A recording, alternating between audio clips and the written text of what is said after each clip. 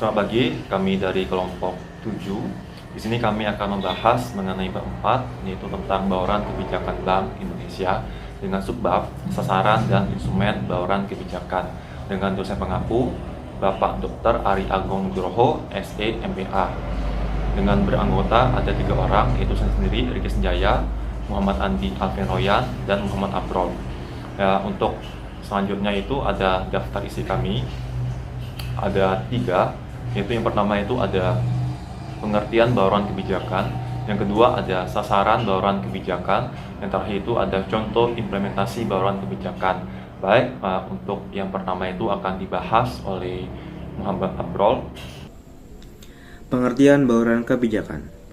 Bauran kebijakan adalah konsep yang mencakup kombinasi dari berbagai instrumen kebijakan yang digunakan oleh pemerintah atau otoritas terkait untuk mencapai tujuan ekonomi dan sosial tertentu. Berikut adalah pembahasan lebih lanjut mengenai definisi dan komponen utama bauran kebijakan. 1. Definisi. Bauran kebijakan adalah kombinasi dari berbagai alat kebijakan, termasuk kebijakan fiskal, kebijakan moneter, kebijakan perdagangan, dan kebijakan industri, yang digunakan pemerintah untuk mencapai tujuan yang lebih luas seperti pertumbuhan ekonomi, stabilitas harga, kesejahteraan sosial, dan keseimbangan eksternal. Dengan menggabungkan berbagai alat kebijakan ini, pemerintah dapat mengatasi tantangan ekonomi yang kompleks dan memastikan bahwa dampak positif dari suatu kebijakan dapat melengkapi dan memperkuat kebijakan lainnya. 2. Komponen utama bauran kebijakan. Kebijakan fiskal. Ini mencakup pengelolaan pendapatan dan pengeluaran pemerintah. Contohnya termasuk pajak dan pengeluaran pemerintah yang diarahkan untuk memengaruhi tingkat aktivitas ekonomi. Kebijakan ini penting dalam menstimulasi atau mengekang permintaan agregat dalam perekonomian. Kebijakan moneter dilaksanakan oleh Bank Sentral. Kebijakan moneter mencakup pengendalian suku bunga, jumlah uang beredar, dan operasi pasar terbuka. Tujuan utamanya adalah menjaga stabilitas harga dan mengendalikan inflasi, serta mendukung pertumbuhan ekonomi yang stabil. Kebijakan perdagangan mencakup langkah-langkah seperti tarif, kuota, dan perjanjian perdagangan internasional. Kebijakan ini dirancang untuk melindungi industri domestik dan mengatur aliran barang dan jasa antar negara, serta mengelola neraca pembayaran. Kebijakan industri berfokus pada pengembangan sektor-sektor tertentu dengan memberikan insentif, regulasi, dan dukungan pemerintah. Kebijakan ini seringkali diarahkan untuk meningkatkan daya saing industri dalam negeri dan mendorong inovasi. 3. Implementasi dan tantangan. Implementasi bauran kebijakan membutuhkan koordinasi yang cermat antara berbagai sektor dan lembaga pemerintah.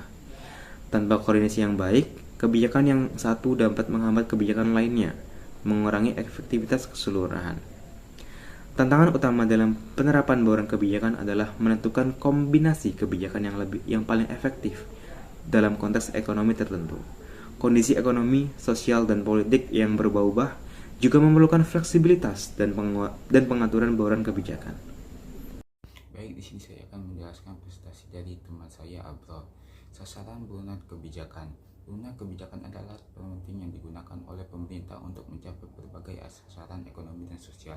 Sasaran utama bauran kebijakan ini adalah menciptakan kondisi ekonomi yang stabil dan berkelanjutan. Ada 4, yaitu 1. Pertumbuhan ekonomi, meningkatkan produktivitas output nasional.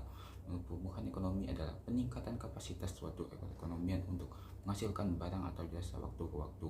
Pemerintah bertujuan untuk mendorong pertumbuhan ekonomi melalui berbagai kebijakan meningkatnya produktivitas, inovasi, dan investasi. Yang kedua adalah stabilitas harga, mengendalikan investasi, menjaga daya beli masyarakat. Penjelasan stabilitas harga khususnya dalam menghasilkan fasilitasi adalah suatu tujuan utama dari kebijakan moneter. Inflasi yang tidak berkelanjutan dapat mengurangi daya beli masyarakat dan menciptakan ketidakpastian ekonomi. 3. Keseimbangan neraca pembayaran, mulai arus masuk dan keseluruhan modal. Keseimbangan neraca pembayaran adalah indikator penting yang menentukan stabilitas ekonomi. Estimasi negara yang mencakupi semua transaksi ekonomi antara penduduk suatu negara dengan negara lain, termasuk perdagangan barang dan jasa, investasi, dan investasi modal. Yang keempat, kesejahteraan sosial, mengurangi kemiskinan dan ketidakmampuan. Pendapatan kesejahteraan sosial adalah tujuan utama dari berbagai kebijakan redistribusi yang bertujuan untuk mengurangi kemiskinan dan ketidakmampuan pendapatan pemerintah, mengurangi berbagai infrastruktur kebijakan untuk memastikan bahwa manfaat pertumbuhan ekonomi dirasakan oleh seluruh lapisan masyarakat. Selanjutnya tentang contoh implementasi burhan kebijakan. Krisis ekonomi 2008, burhan kebijakan untuk menstabilkan ekonomi. Yang pertama ada latar belakang krisis ekonomi 2008 yang dikenal juga dengan sebagai krisis pasar global, dipicu oleh kegagalan pasar keuangan yang berasal dari struktur pertumbuhan di Amerika Serikat dan menyebar ke seluruh dunia. Krisis ini menyebabkan resesi global dan banyak negara mengalami penurunan tajam dari aktivitas ekonomi, indikator lonjakan penggunaan dan ketidakpastian keuangan. Nah, yaitu yang selanjutnya ada kesejahteraan fiskal. Pemerintahan ke berbagai negara merespon dengan paket stimulasi atau style yang bersifat di Amerika Serikat. Misalnya Amerika Accords and Revention atau ARRE 2009 menyatakan sekitar 7.870 miliar dolar Amerika ke dalam perekonomian melalui pengeluaran pemerintah dan pemotongan pajak. Tujuan adalah untuk menerangkan pemerintah agar atau mencegah pertumbuhan lebih lanjut dalam ekonomi. Yang selanjutnya ada kebijakan moneter. Bank sentral termasuk Federal Reserve (US) menurunkan suku bunga hingga dekati nol dan memperkenalkan kebijakan quantitative easing atau QE, yang dimana bank sentral membeli aset keuangan untuk meningkatkan likuiditas dan mendorong pinjaman. QE membantu menurunkan suku bunga jangka panjang dan mendukung pasar keuangan. Baik, di sini saya akan melanjutkan dari teman saya mengenai pembahasan yang saya akan bahas, yaitu contoh implementasi bauran kebijakan, yaitu ada pandemi COVID-19, kebijakan fiskal dan moneter untuk mendukung perekonomian. Latar belakang pandemi COVID-19 yang dimulai pada awal 2020 menyebabkan krisis kesehatan global yang dengan cepat berkembang menjadi krisis ekonomi. Untuk mengatasi penyebaran virus, banyak negara memberlakukan lockdown dan pembatasan sosial yang berdampak negatif pada aktivitas ekonomi. Yang kedua, ada kebijakan fiskal, yaitu untuk melawan dampak ekonomi dari pandemi.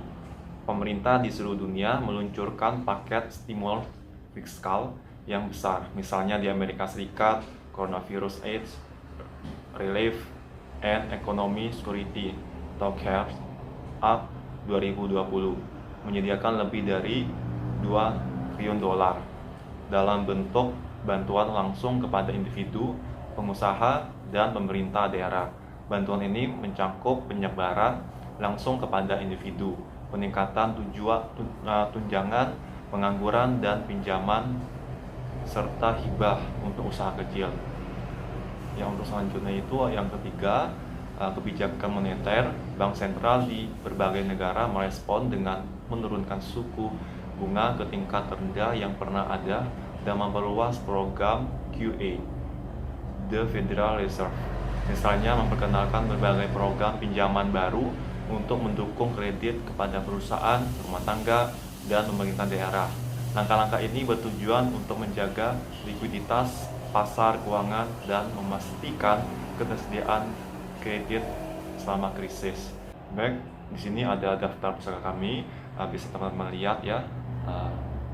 Sekianlah hasil dari pembahasan kami. Kami terima kasih atas setiap waktu dan kesempatan kami bisa membahas di bab 4. Jika ada salah kata dari kelompok kami minta maaf. Sekian dan terima kasih.